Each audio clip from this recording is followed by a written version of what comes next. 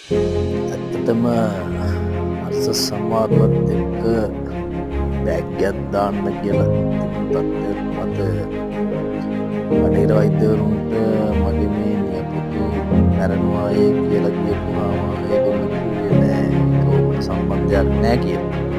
ඒ වුණාට තව ඇත්තටම වීඩියෝස් තියෙනවා.